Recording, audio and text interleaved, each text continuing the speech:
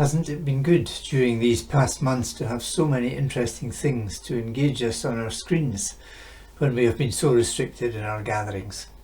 So congratulations to the Society for keeping things going so well online for us. And as monthly meetings have been different, so is Members' Night with the intriguing title of The Place in Scotland I Most Want to Go Back to Post-COVID. 2 years ago I addressed the Society about my collection of books about the island of Arran. You might remember this. I ended that presentation with a short mention of the Sannox Christian Centre in the northeast corner of the island. The centre is being developed around this old church, currently being refurbished. And it is to there that my thoughts have taken me often over the last months, and where I'll be going when this might be possible. So it's where I'd like to take you for a few moments now and share a little of its fascinating history with you.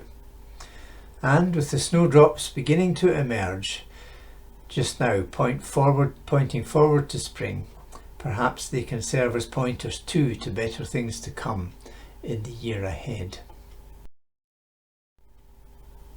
So let's journey to Sannox, one of the most beautiful parts of a beautiful island, and start by thinking of others who have made that journey before us. There were the Vikings who gave the place its name.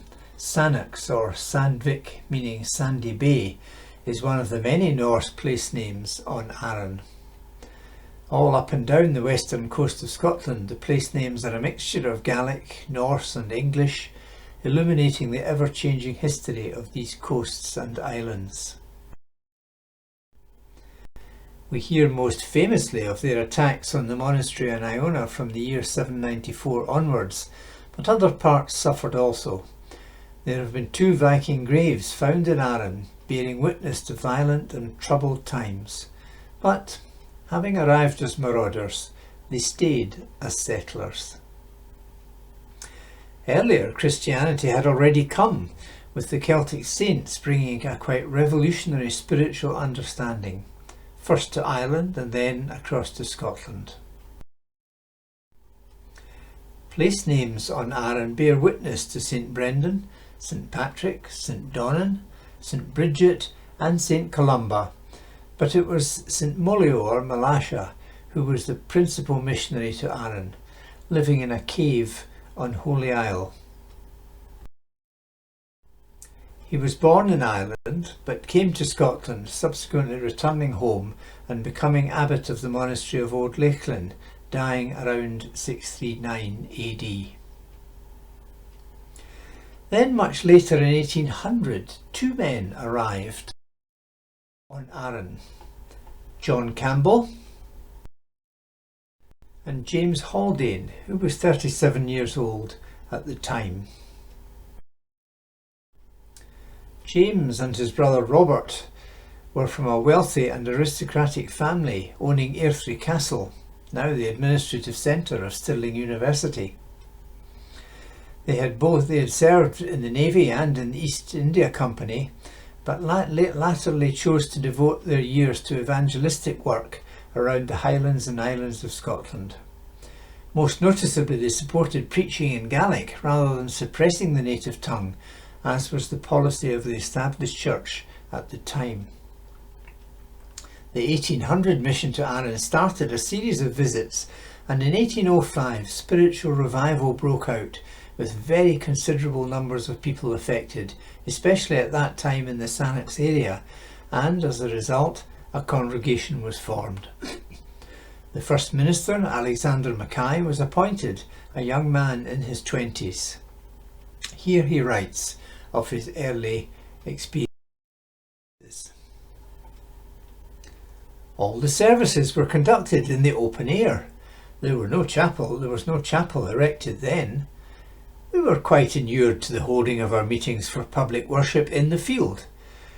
In very severe weather we found shelter in farmhouses and in corn mills. Sinners were directed to the Saviour and believers were edified. We had all of us much to learn and not a little to unlearn. We took the Bible as our only rule as to doctrine, ordinances, government and discipline. We were in general very happy in the fellowship of the gospel. They met in this way for a number of years until they were granted a piece of land by the Duke of Hamilton, and the church, manse and ancillary stable buildings took shape and were dedicated for worship in 1822. And what a position it had, with the mountains on one side, the beach on the other, and the trees and fields around. This must be one of the most beautifully sited churches in the whole of Scotland. So, their young minister settled in, marrying a local girl, Janet Macmillan, little known that in doing so he would be related to a future Prime Minister, for his brother's wife became the great-grandfather of Harold Macmillan, who kept on his desk in Downing Street a picture of the cottage in Arran where his forebears lived. Neither, I'm sure, at the time of his induction could Alexander Mackay have guessed that he would remain in ministry in this congregation for over 50 years. Not that life was entirely easy for the young pastor, since his congregation almost entirely disappeared when the clearances came and they were shipped off to Canada in 1829, with Alexander Mackay himself conducting a farewell service on Lamlash Green in sight of the ship that was about to take them away from Arran and their remaining loved ones forever. This picture is of the memorial to the clearances on the very spot where he preached in 1829. Over the years the church prospered, engaging with the local community and with the growing number of holidaymakers coming to the island. A number of well-known people have sat in the pews in this little church, and its influence was far-reaching not only in Arran, but in Scotland and around the world. And there's more to tell, but we'll leave it there for just now.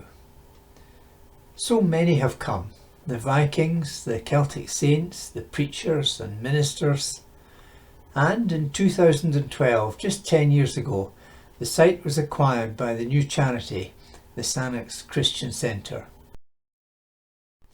which took over the assets and started reconstruction of what will be a new centre of Christian worship and community on this ancient site once again. Teams of volunteers have worked alongside local contractors to restore the site and the buildings.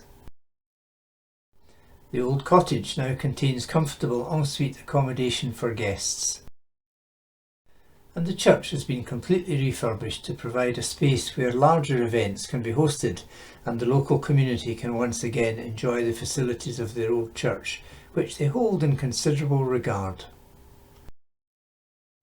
The bell rings out once again over the community. There is a standing stone right beside the old church building where Bronze Age people no doubt gathered for their own rituals.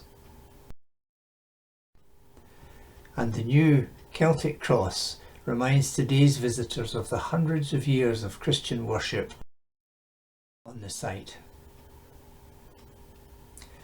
Once the pandemic is over, I'll certainly be back to link with the past, enjoy the beauty and peace of the moment, and to look to the future with new faith and confidence.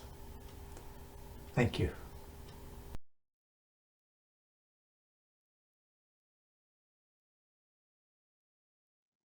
Let me tell you about a love affair. My love affair with this area, to which I'm itching to get back again, started in 1975. I was working in Perth and I had a week off at the end of December and was asked to deliver a Christmas cake, as one is. And this was to an elderly couple, Jean and Duncan, who were locals of this area, and having duly delivered the Christmas cake, I headed a bit further north, and this is the view that I saw, and it was love at first sight. And this is in Westeros. You can see the bounds of Westeros. And this is an area that I've been fortunate to go back to many, many times since the Christmas cake episode. I'm very fortunate to have a good friend who has a cottage there. And you can see there are not really an awful lot of main roads. And there are not many minor roads either. There's a lot of space in Westeros. And I love space and mountains. Now here's an OS map of part of the area. It's part known as the Fisherfield Forest. Not that there are any trees there, but there's a lot of space, rather a lot of water, and a good number of high hills. And in red, I've circled Cheneval. And you can see various tracks. And this is Cheneval. It's a bothy. It's maintained now by the Mountain Bothy Association.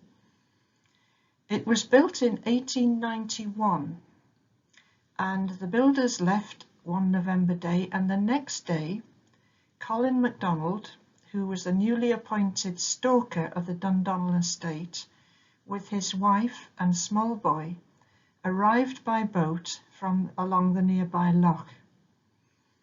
And they stayed there for 10 years. They had 3 other children, they had 4 cows, they had sheep, they had a vegetable patch, and any other supplies came twice a year from Dundonald by pony trap. And that's a 5-mile journey with 1,000 feet of climbing. And it's a very rough track. I've been along it several times. And this is a beautiful area. You can see the high hills there. It's surrounded by high hills, and it is magnificent. And Jean, of the Jean and Duncan Christmas cake story, as a small girl, probably about 9, was sent on a 15-mile trek from her home, from her village, to collect a cow. Now, the mists of time have lost the knowledge whether it was their family cow or she was buying a cow. Now, it wouldn't be from the MacDonalds because they would have left by then. But young Jean set off on her own 15 miles to get this cow and then drive it back again. I don't think many 9-year-olds would be allowed to do such a thing now, although maybe some of them would really welcome that. And this whole area is full of memories. You'll see one of our society members here with the white hat on, Mary Reid.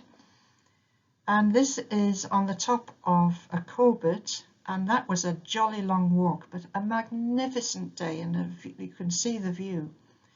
And just behind, just above Murray's right shoulder, there's a patch of green.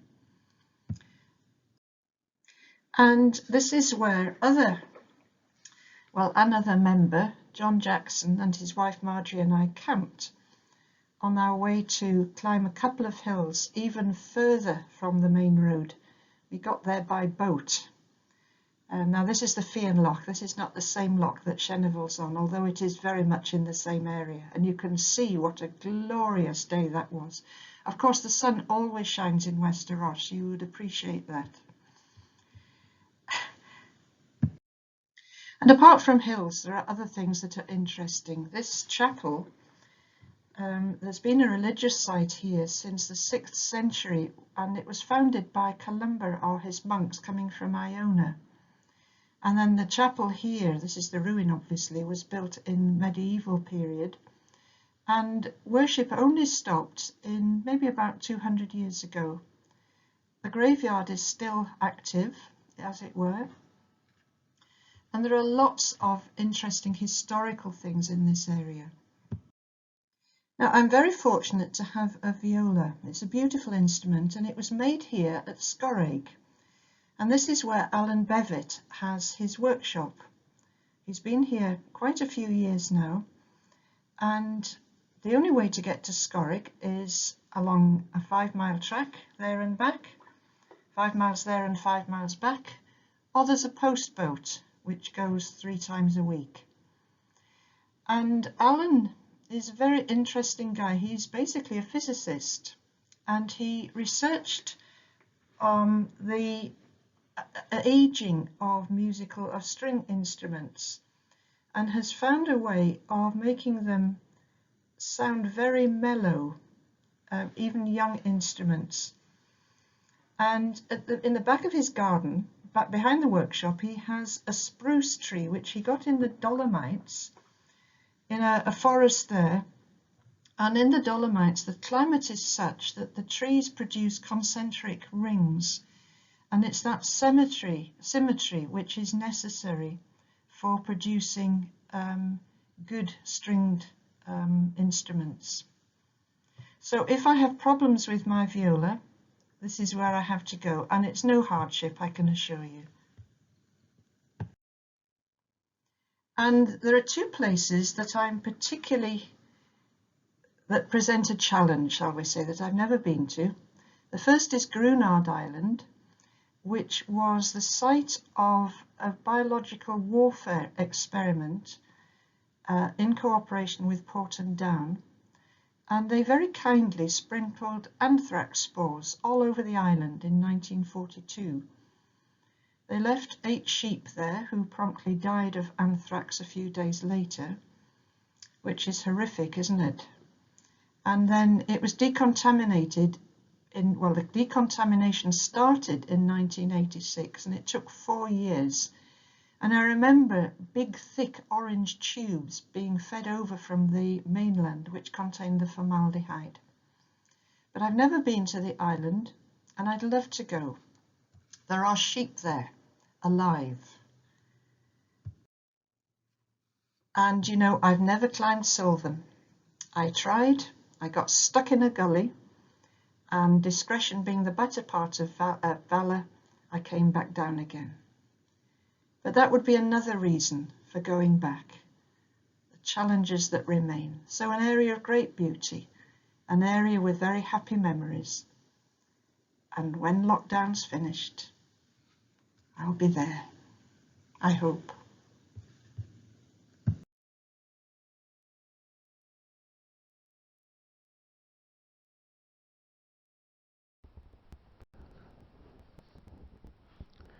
The place I most want to visit after lockdown is Burnt Island.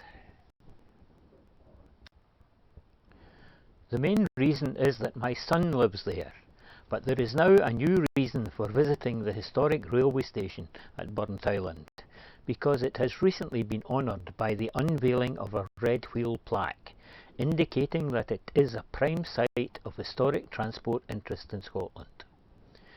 In the years before the 4th railway bridge was built, it served as a terminus for northbound passengers going to Dundee and Aberdeen, with the link from Edinburgh provided by ferries from Granton on the south shore of the Forth.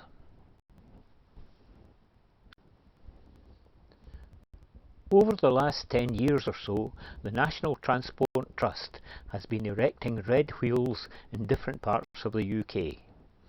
These are similar to the famous blue plaques that commemorate famous people, but instead mark sites of transport history interest. For almost a decade, their coverage did not extend to Scotland, but during 2019, the first 3 Scottish red wheels were unveiled, including plaques at Glenfinnan Viaduct and Wemyss Bay Station and Pier. During 2020, further unveilings were planned, but postponed because of the pandemic. Eventually, a plaque was unveiled at Cockenzie, East Lothian, the terminal village of Scotland's very first railway, a wagonway with wooden rails that was first opened in 1722. This was inaugurated with appropriate social distancing by John Cameron, Vice President of the National Transport Trust, on 21st of September 2020. The latest red wheel to be unveiled was on 16th December at Burnt Island Station, again by John Cameron. It commemorates the world's first roll-on, roll-off train ferry that operated across the Forth between Granton and Burnt Island. The design of its supporting equipment set a standard that has prevailed right down to the present time.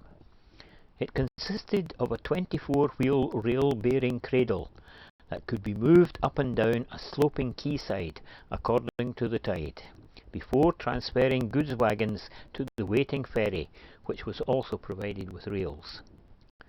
The final connection between cradle and ferry was by means of a hinged link span, the position of which could be adjusted by use of a steam winch. The ferry and ferry pier are long gone, but the plaque has been erected on the original Burnt Island railway station, dating from 1847. The station is a historic building in its own right. As well as forming a link with the adjacent ferry service, it was the starting point for the train that fell with the first Tay Bridge in 1879.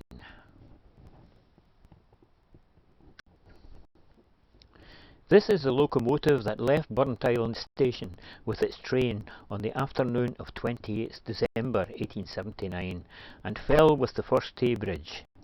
It was a famous engine in its own right, designed by Thomas Wheatley when he was living in Garngaber Avenue, Lenzie. No further comment is needed.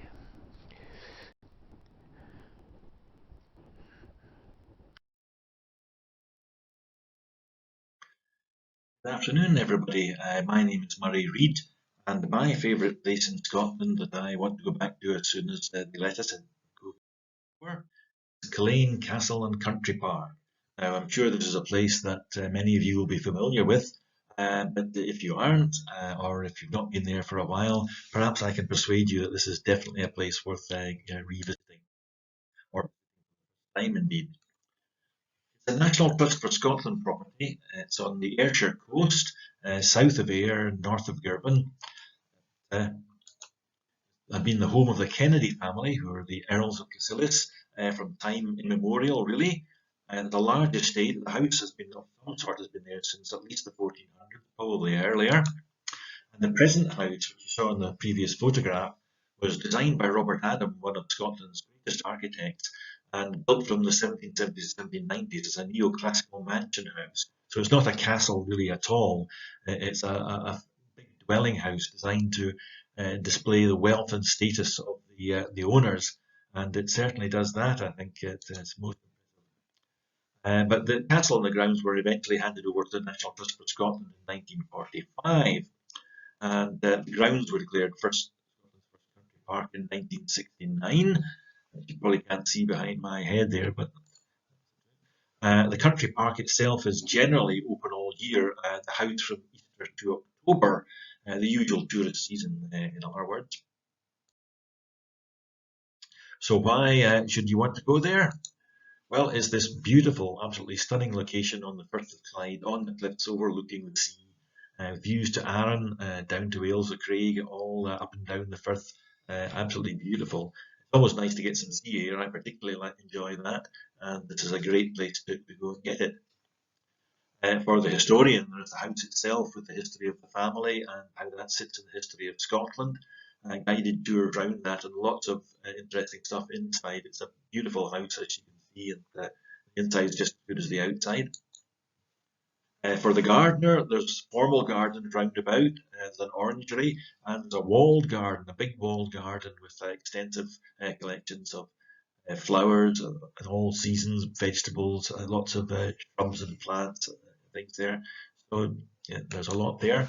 Beyond the actual formal gardens and the parkland, woodland walks, quite extensive ones. There's a big pond, Swan Pond, down at the south of the site, with lots of birds and wildlife on it. And there's a proper wildlife park with llamas, deer, sheep, cattle, and all manner of beasts to be viewed. An extensive area, play area for young children down at the south end, very well equipped too. And you can access down to the sandy and the rocky seashores. Maiden's Bay Beach is at the south end of the site and gives you a long, extensive sandy beach with paddling and swimming facilities. And from about Swan Pond right up to the castle, it's cliffs and rocky seashores, but there's several places you can get up and down there, so you can go down, walk along a bit, and come back up. And there's some sandy coves as well, so you can combine the best of both worlds. And beyond all that, there's an excellent visitor centre with a cafe shop. There's extensive car parks, various places in the estates. So it's really got everything that you'd expect from a major tourist attraction, and it's one of the National Trust's flagship properties. So what's it all look like? You've seen the house. Just next to the house is the gun battery, and this illustrates the views across the Firth of Clyde. You've got Arran there. You can see most of it on the picture on the right there, actually free of cloud for once. And the south end in the picture on the left. If you go further around to the left, there's Ailsa Craig there in the Mull of Kintyre in the distance. Just stunning views of the sea from the castle and grounds. The house itself has got a wonderful approach. The car parks are about a quarter of a mile to the north of the house, and you come down through a woodland walk to this wonderful arch, this apparently ruined arch here, which frames the house perfectly. In fact, the arch is a folly that was built like that specifically to set off the approach to the house, all as part of this rebuilding of the neoclassical mansion house in the late 18th century. And it leads you onto this causeway over a deep valley, which you can see in the picture on the right. And if you spin around 180 degrees, you get the views of the house itself there, with the formal terraces and the palm trees and things of that sort in front of it, the lawn. The drive comes up to the front door, which is on the side of the house, really, and that's where you go in for the guided tours and to access the cafe inside the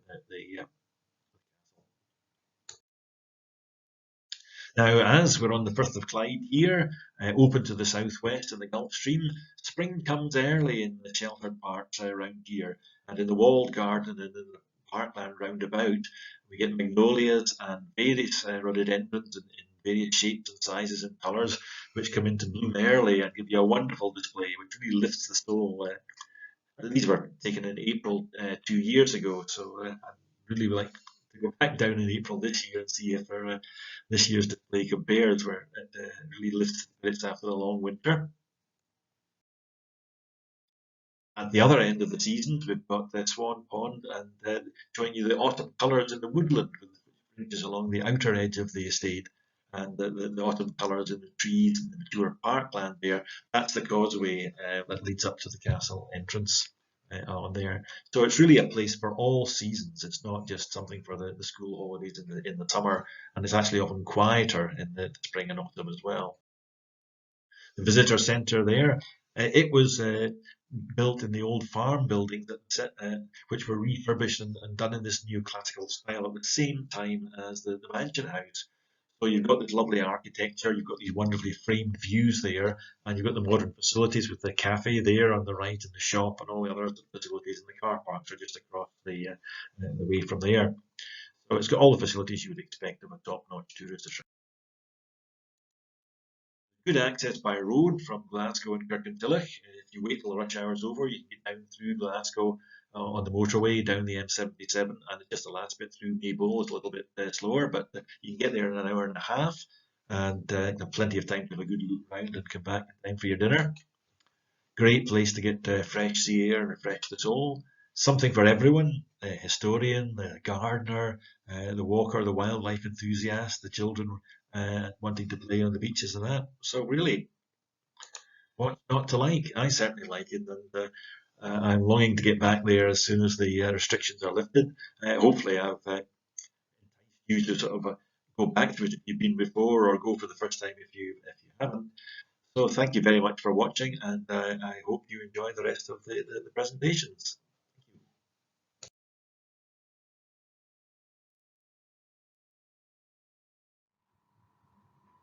When the lockdown is finally over, a place I want to go back to is Whiting Bay on the stunning Isle of Arran.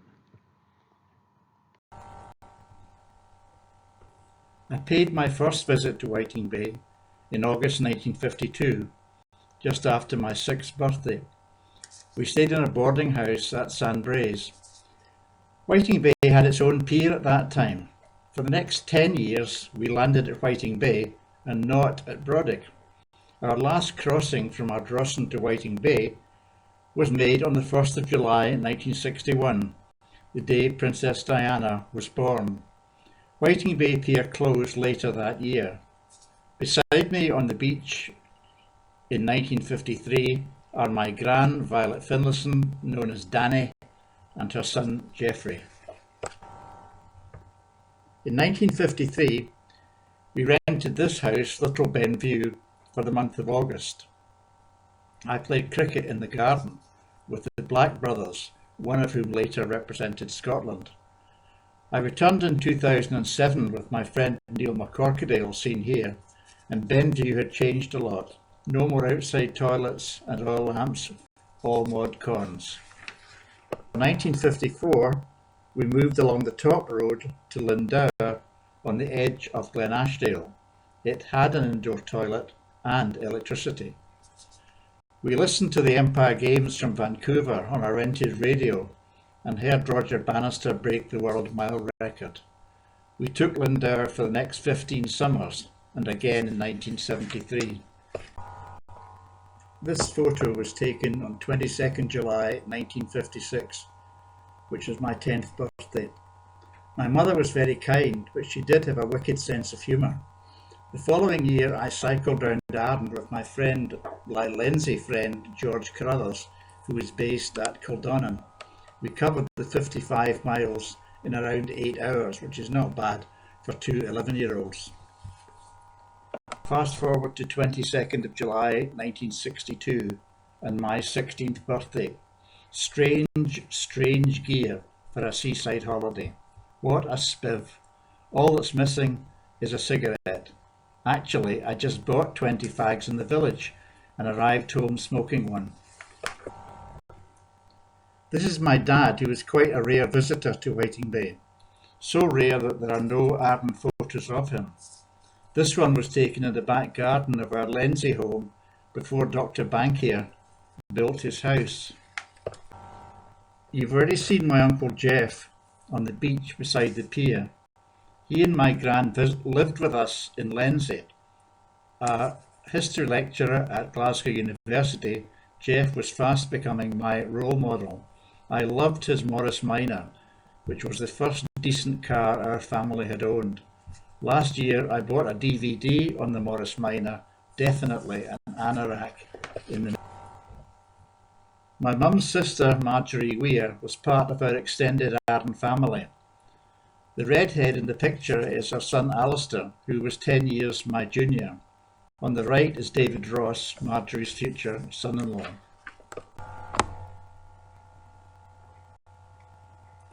There are some steep climbs in the first few holes at Whiting Bay, but the spectacular view, even from the first green, make all the effort worthwhile.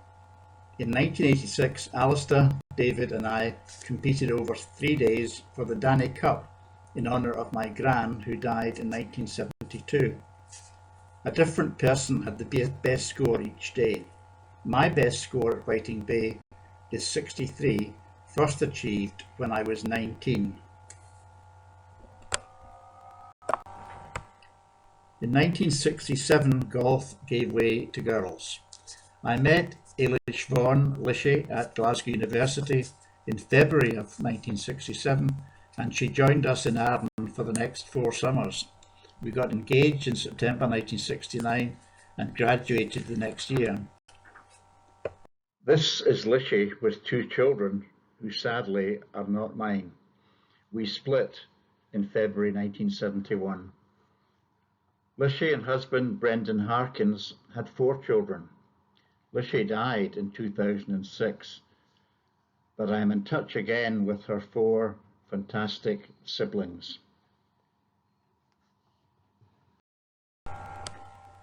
This is Morny Randall, a beautiful girl who did become my wife.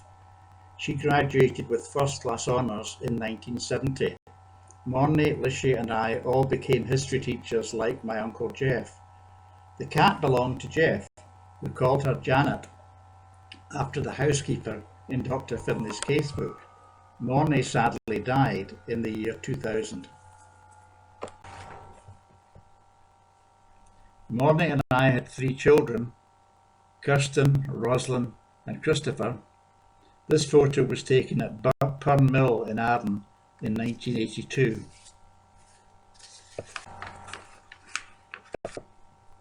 We continued to visit Whiting Bay, often as in 1982, staying here at my late friend Robert Rennie's chalet at Silver Hill in Whiting Bay. That house is only a few hundred yards from Lindauer.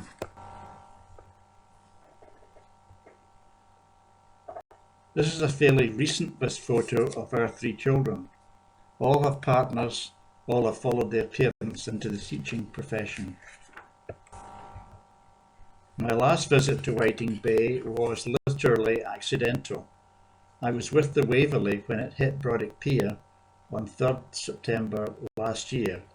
With Calmac also out of action, I spent the night in the Burlington Hotel in the Sandbridge district of Whiting Bay, back where it all started almost 70 years ago. End.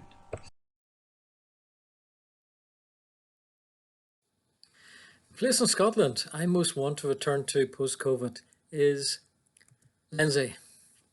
That's right, Lenzie.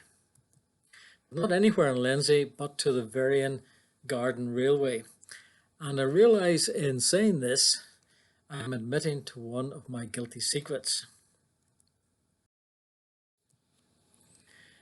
This is what the Varian Garden Railway looks like. It's a model railway that runs in a garden in Lenzie. And it's been in existence since the early 1970s. But my involvement only goes back about 10 years. And like everybody else, or most people anyway, I was interested in model railways as a boy, but not as an adult. However, I had a chance meeting at the Christmas party of the local ecumenical choir Concordia, of which my wife is a member. And the owner of the railway is also a member. And he invited me along to see would I be interested in helping to operate it. And that's how I started going along to the Varian Garden Railway about 10 years ago.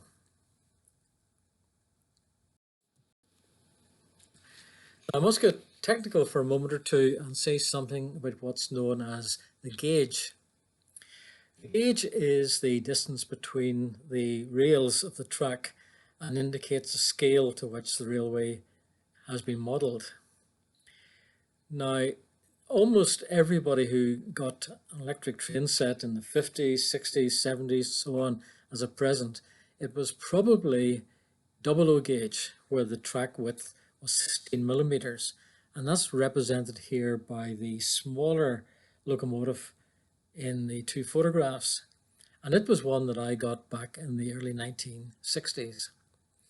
But the upper one is O gauge, where the track width is about double that of 00. And that means that everything is twice as big. The locomotive there is twice as long, twice as high, and twice as wide. And in this particular case, this locomotive was built by me to bring along and play with on the Varian Garden Railway.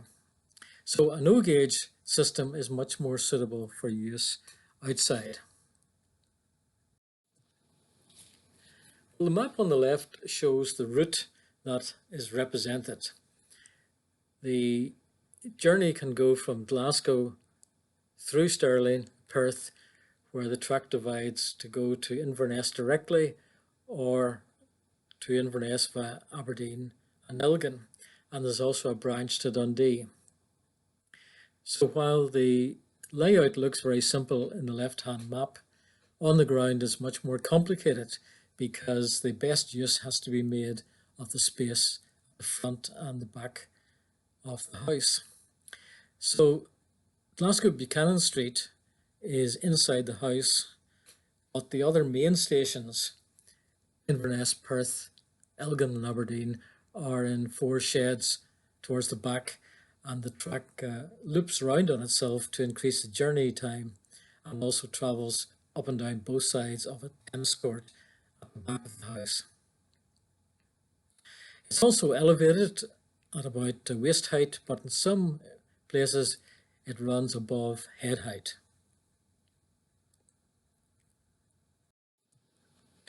So here's a few more illustrations of what it looks like. The upper left photograph shows a train going into the house.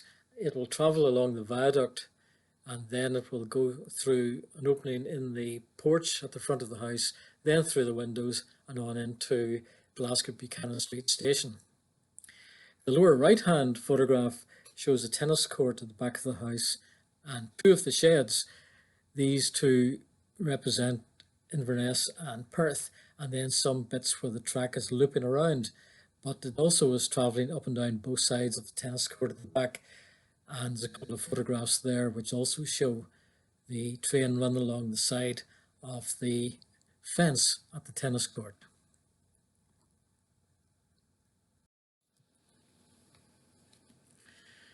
One thing that makes the Berrien Garden Railway very different from other model railways is that it is signalled with original British Railways and in some cases pre-British Railways instruments. So this is inside Perth, and it shows one of the operators with his hand on something that looks like a Morse key, and he is actually sending a message via a form of Morse to the next station in the form of a bell code. And this is exactly how the railway used to operate until it started to be modernised. But there's still some parts of the United Kingdom where bell codes are sent manually like this from one signal box to another. So the bell indicates the type of train being offered, accepted, and then sent. So for example, 311 is an express freight train, and that is 3 bells, a space, 1 bell, a space, and 1 bell. The railway is heavy on operation, so it takes the operation side seriously, but it is very light on scenery, so there's no great effort has been made to create buildings or embankments, trees, people, anything like that. This railway is very well known among the Gageo enthusiasts across the British Isles, and the regular workers come from quite far away. The furthest comes from Manchester, and then we have some in Scotland, Dunkeld, Earl, Dunblane, Largs, Glenlithgow, as well as Kirkintilloch and Lindsay. And what's surprising is some of these operators are ex-British Railways employees who clearly enjoyed their work so much that even in retirement, they can't stay away from operating trains. One of the other aspects which makes this a very unique railway, and that is it runs to a full timetable, which normally takes about 3 hours. Hence, it runs on a Sunday afternoon and also some weekday evenings, and that's normally between the spring and the autumn. It runs under the steam era British Railways rules, and at times it is taken much more seriously than possibly British Railways ever took the running of their own trains in the 50s and 60s. Each operator maintains a train register book exactly as would be the case in any traditional signal box. And for a train to come towards you and to leave you requires 8 entries in 8 columns in the train register, and that's the bell code that you sent and received, the time at which that happened, then the time the train comes, the time the train goes, and then that's repeated when you pass the train on to the next signalman. Next slides just show some scenes around the railway, and this is inside Glasgow Buchanan Street, which is the largest station. It's got 7 platforms, it's got a goods station, and has 2 engine sheds. The trains leave the porch, leave the room through the porch just behind the boy with the blue top, and then they come out through the window and then across the porch and then to the outside. These are 2 trackside images of Glasgow Buchanan Street Station. In the left-hand photograph, the view is towards the window where the track leaves to cross the porch to go outside. I should point out that the signals shown here are fully working and are scale models of the signals at the original Glasgow Buchanan Street. In the right-hand photograph, the camera is pointed towards the buffer stops in the station with a number of trains sitting ready to depart. This is inside Perth, and although it's not the biggest station, it can be the busiest station. That's because there are 3 converging routes, and each one has its own set of signalling apparatus. These can be seen at the back of the shed. What makes it busy is that the 3 operators at the ends of these routes might be trying to communicate with the operator in Perth by bell, and at the same time he might be trying to communicate with them by bell. Then on top of that, the telephone might be ringing, trains will be moving, and you might be trying to pull switches to operate signals and points. All in all, it's the ideal situation for absolute chaos to reign. I found that when I first started coming along to the Varian Garden Railway, it was a very steep learning curve. And on some Sunday afternoons after a session, when I went home, I felt like lying down in a darkened room for a while. But with practice came a certain amount of expertise, and after a while I was in the position where I could operate any of the stations reasonably well. This is inside Elgin, which looks more like a West Highland Line station with an island platform, but it still acts exactly the same as Elgin Station does, which is a passing point on a single track railway. This is the passenger side of the Aberdeen shed. Behind the photographer is the goods station. The right-hand photographs show the 2 signalling pieces of equipment that's in Aberdeen, and both of these predate British Railways, and they're probably from the 1920s or maybe earlier. So these are original pieces of signal box equipment. One is used to communicate with Perth, and one is used to communicate with Elgin. There's a couple of examples of the elevated track. It's a permanent system apart from across the driveway of the house, because the owner has to get his car in and out. So this bit on the left hand, in the left-hand photograph, shows a train coming along the movable bridge. But the right-hand photograph shows a train going into Aberdeen, and hence it's elevated about chest height here, and then goes through a little opening in the side of the shed.